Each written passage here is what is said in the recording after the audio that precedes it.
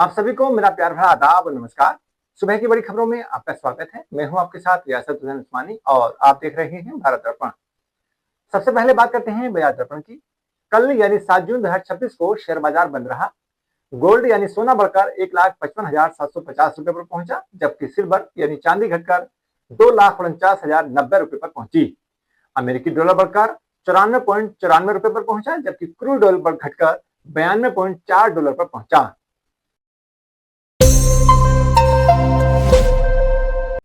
बढ़ते हैं अगली खबर की ओर। नेपाल के विदेश मंत्री शिशिर खनाल ने रविवार को भारत के साथ विकास केंद्रित साझेदारी की बात कही।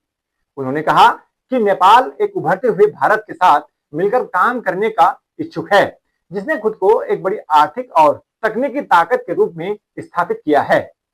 भारत की अपनी आधिकारिक यात्रा के दौरान एक मीडिया ब्रीफिंग को संबोधित करते हुए खनाल ने दोनों देशों को जोड़ने, उसके गहरे कलात्मक और सांस्कृतिक संबंधों को अधिक जोर दिया और कहा कि यह रिश्ता केवल भौगोलिक सीमाओं से कहीं आगे का है।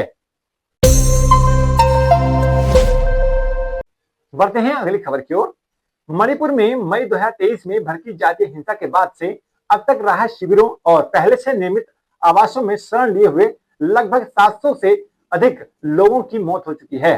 राज्य के गृह विभाग द्वारा सूचना का अधिकार यानी आरटीआई के तहत शेयर की गई रिपोर्ट में खुलासा हुआ है। यह जानकारी मणिपुर सूचना आयोग के निर्देश के बाद आरटीआई कार्यकर्ता और राजनीतिक विश्लेषक हरेश्वर गोस्वामी को सौंपी गई।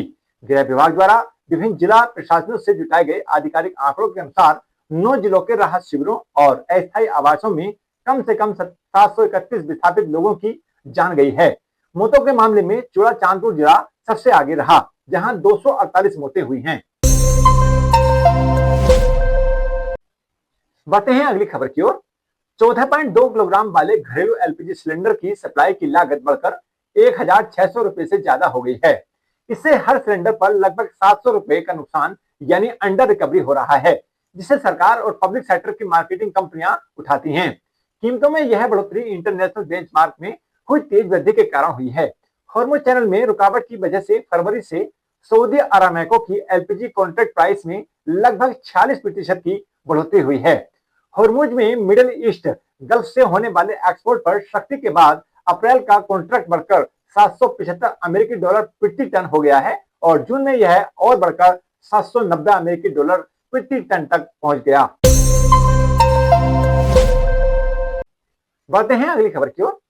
अहमदाबाद महानगर पालिका ने मोटेरा में हजारों वर्ग मीटर जमीन पर फैले आसाराम के आश्रम पर बुलडोजर चलाकर ढा दिया है। इससे पहले प्रशासन ने आश्रम को दी गई जमीन की मंजूरी को निरस्त कर दिया था।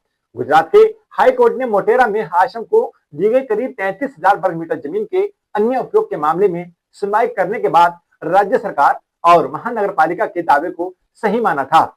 उसने आश्रम को ढाने के खिलाफ की गई याचिका को खारिज कर दिया था। नियम के अनुसार ऐसी जमीन पर अवैध निर्माण को शुल्क लेकर नियमित नहीं किया जा सकता। बढ़ते हैं अगली खबर की ओर। हाल ही में भारतीय रुपया डॉलर के मुकाबले नए रिकॉर्ड लो लेवल तक फिसल गया है, जो शनिवार को 94.94 रुपए के लेवल पर बंद हुआ, यानी इस समय $1 94.94 रुपए के बराबर है। मगर इसके बावजूद डॉलर दुनिया की सबसे पावरफुल करेंसी नहीं है। आपको ये जानकर हैरानी हो सकती है कि डॉलर दुनिया की टॉप 5 यानी टॉप 5 करेंसी की लिस्ट में भी शामिल नहीं है। जी हाँ, आपने सही सुना। आप सोच रहे हैं कि फिर किन देशों की करेंसी मजबूत है। तो अगर हम बात करें तो सबसे पहली जो नंबर 1 करेंसी है वो है कुवैती दिनार, जो कि 3.23 डॉलर के बराबर है। बढ़ते हैं अगली खबर की ओर।